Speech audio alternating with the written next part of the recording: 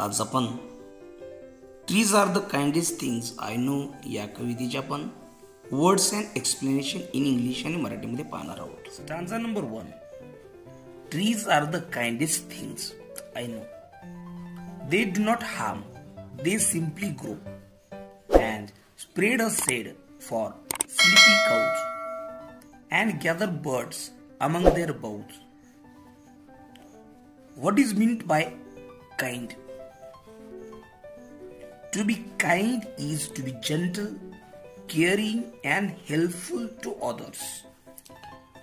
दयाळू असणे म्हणजे सौम्य, काळजी घेणे आणि इतरांना मदत करणे.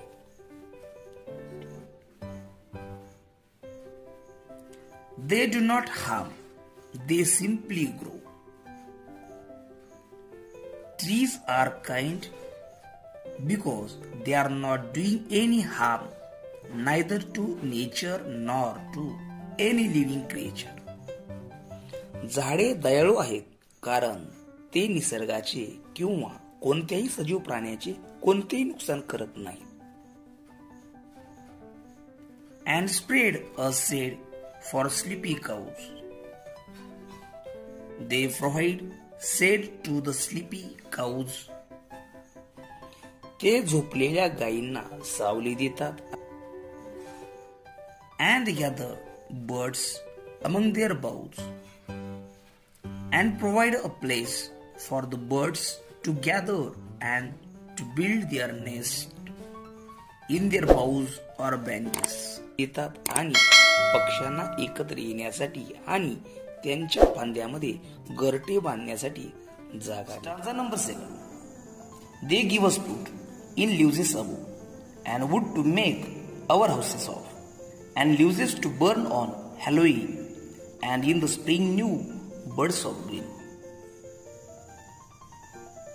They give us food in leaves above and wood to make our houses of. The poet talks that the trees are kindest to human beings. They provide us with food, wood for building houses, and leaves full of beauty. कवी बोलतो की झाडं माणसावर दया करतात. ते आम्हाला म्हणजे झाडं आम्हाला अन्न, घर बांधण्यासाठी लाकूड, सौंदर्याने भरलेले पाने देतात. And leaves to burn on Halloween, and in the spring new buds of green. I think it is a tradition to burn leaves on Halloween to keep evil spirit out of their lives. Trees also bring us joy in springtime when it gets fresh leaves and flowers. मला वाटते की Halloween या सणा दिवशी वाईट आत्म्यांना त्यांच्या जीवनातून दूर ठेवण्यासाठी पाने जाळण्याची प्रथा आहे. झाडे आपल्याला वसंत ऋतूमध्ये आनंद देतात जेव्हा त्याला ताजी पाने आणि फुले येतात.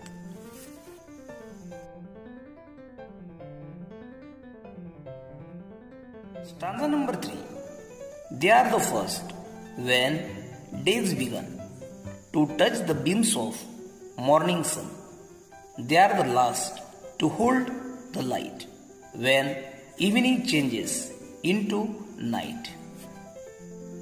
They are the first when days begin to touch the beams of morning sun. Poet talks about the rising to great height of the trees. They are the first one which catch the morning beams of the sun as it rises over the horizon. कवी झाडाच्या वाढत्या उंचीबद्दल बोलतो. झाडे पहिले आहेत जे सूर्याच्या स्थिजावर उगवताना सकाळची किरण पकडतात.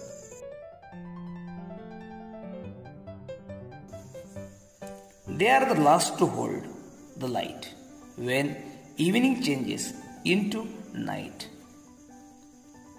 The expression to touch the beams of morning sun make the tree tall, majestic and lofty, reaching out the sun with their many branches spread out.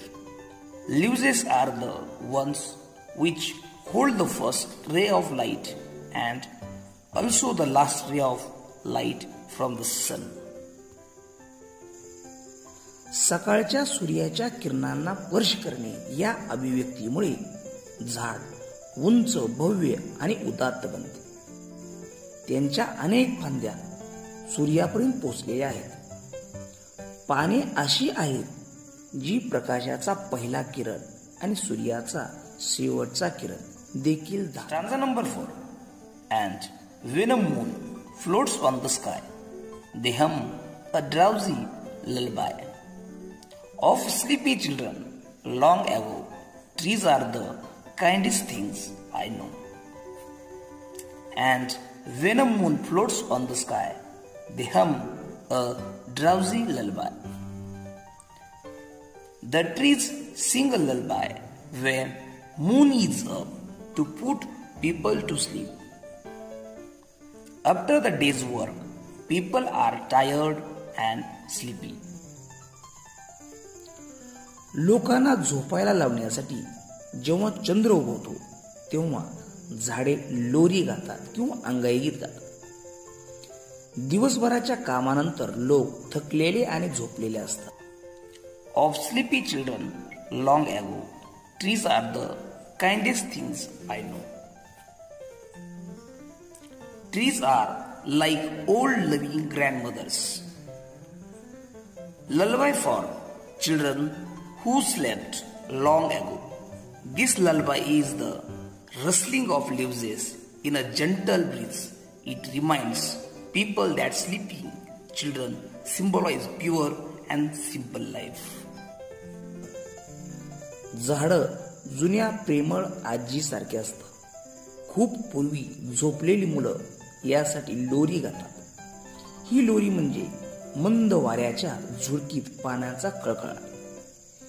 हे लोकांना आठवण करून देते की झोपलेली मुले शुद्ध आणि साधे जीवनाचे प्रतीक आहेत.